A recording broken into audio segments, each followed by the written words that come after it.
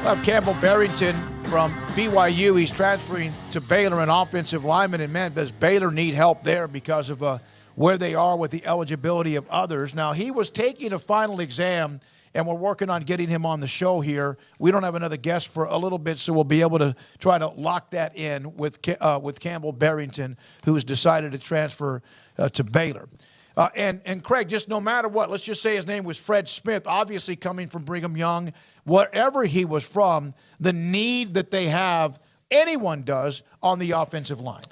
Yeah, I mean, I do think there's more to it than just a body. They need somebody who's actually going to come in and contribute. They've had plenty of guys who are bodies that come in and just take up a scholarship spot and don't quite make their way onto the field, or make their way into the field and don't quite perform at a certain level. And, they've got now a situation where there are a bunch of guys who were impactful, who, did play a lot of games, who made a lot of starts, who were a part of a lot of the success that they've had, that are all walking out the door simultaneously, a number of them, nearly an entire O-line's worth. And so they don't just need guys. They do to some extent, because you just have to keep refilling the coffers on the O-line. But, more than depth, they need quality. They need guys who can play. And, I think that there's certainly going to be a little bit of a expectation that O-line will take a step back next year.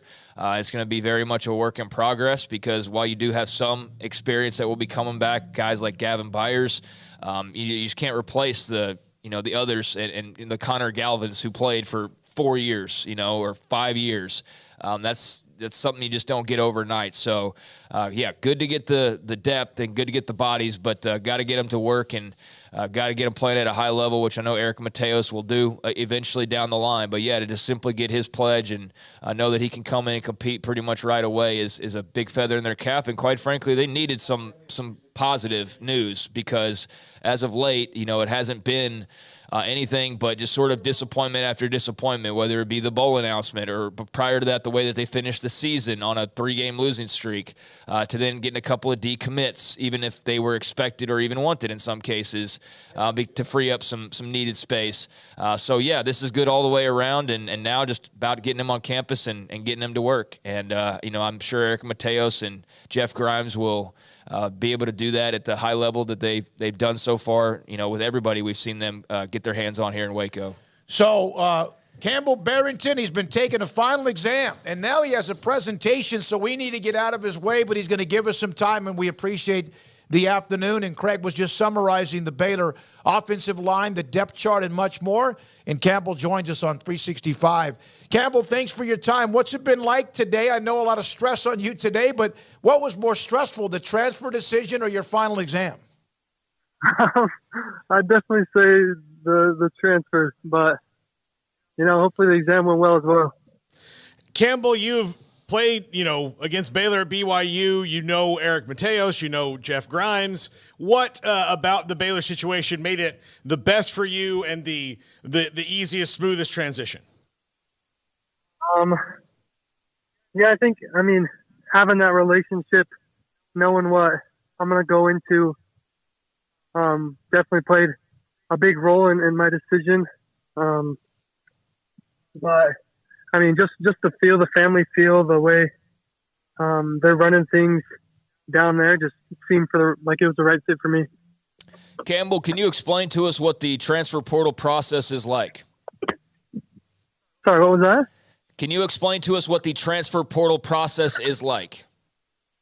Yeah, so just, I was waiting until the day came that I could enter the transfer portal, and then, from there, luckily for me, there's been a lot of opportunities, but just weighing my options and a lot of chatting with my wife, with my family, and then, it's been a good experience thus far. So, Campbell, how much did you know Eric Mateos? Because he left before I believe you arrived based on the timeline. Was there any kind of communication with him when he was actually at BYU? Yeah, so I went and served a mission right out of high school, and then I got back, and I was with him for about half a season. So there was some communication there. What about with Jeff Grimes? The same thing? Yeah. What are your thoughts about the wide zone that they ran at Brigham Young and what they're running now at Baylor? I think they're I don't know. I mean, they were here, right? So a lot of the stuff that we are still doing is stuff that they're doing as well.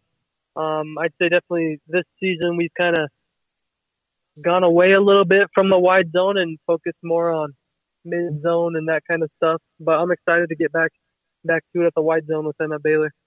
What are your thoughts about living in Texas?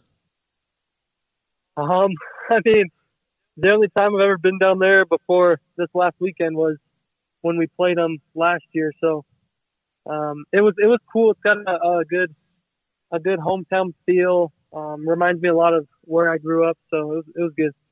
Campbell, who did you first notify when it came to your commitment, and what was the subsequent response? And you know, was it a bunch of people? Was it just calling Coach Mateos? Like, kind of how did all that unfold? Take us in. Yeah. So Coach Mateos came out and visited last night, and I was there with my family and just told him he was super excited, and then from there we called everybody else on the team, and they're all as well super excited. So Mateos just had a child, his wife did, and so it's been a pretty good run for him. Your thought? What was his reaction? Because he seems to be a great personality. Yeah, I mean, he's just super excited. I don't know what else to tell you. So you were injured last year, is that correct? I mean, I guess kind of. I had to get surgery on my thumb a while back. So, yeah, that kind of played a role in it, yeah. How hard was that to play through that, and was it difficult to do that? And where is that now as far as the health or the percentage of health of your thumb? Yeah. I mean, the hardest thing was just gripping, trying to hang on to those defensive linemen, but I'm back at it now. Surgery went good, and recovery time was quick, so it's nothing crazy. So, Campbell, what's kind of your timeline as far as this semester goes? Kind of how all does that work as far as your transition and, making a move? What kind of have the coaches told you as far as, getting that ball rolling, and how does that look? Yeah, I'm just wrapping up finals right now, and then I'm either going to do a little mini-semester and take a class or two here in January, but the plan is to be up there and be ready to go by January so I can get enrolled in classes and everything. So you'll be here in whenever the semester starts here until you'll be a part of spring drills? Yep. Okay. Yes, sir. So how often did you talk to Dave Aranda? We chatted a little bit. He was also one of the coaches that we called when I decided to commit. But we've chatted a little bit. All right. So I asked you what Eric Mateos' reaction was. What was the reaction from Dave Aranda? He was super excited.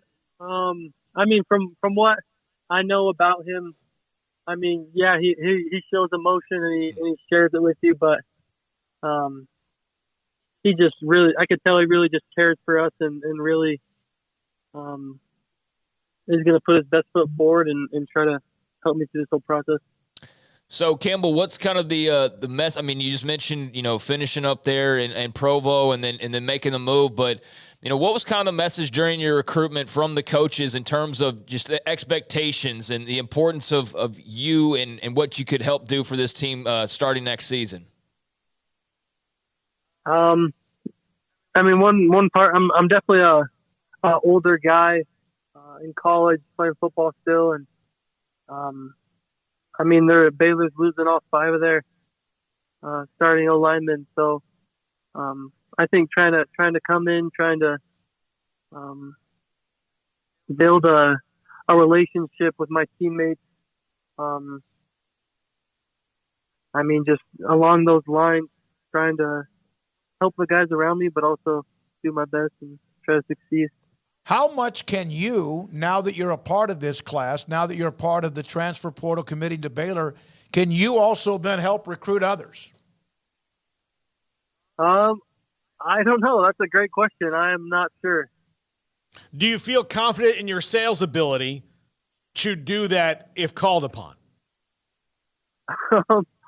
I mean, I guess, yeah. I mean, trying to win a championship, so try to get whoever we can, you know. Campbell, Jake Hatch, who covers a lot of everything sports in Utah, sent me a text last night after your commitment. He said, Baylor's getting a good one in Campbell Barrington. He's really talented and should add to their offensive line. He was battling, starting at right tackle in training camp, saw some action, and then broke his thumb in practice, and, of course, had to have some surgery. And so you come with, obviously, some credentials. When you do go into the portal, what is that discussion like with the current team, with Kalani Sitake or whatever the head coach or position coach at Brigham Young like? Yeah, I mean, it's obviously something hard and something they don't want to see, but I've really appreciated the support that Kalani gave me and how much they care for us and how much they want to see me succeed, even though it may not be at BYU. What was your final in today?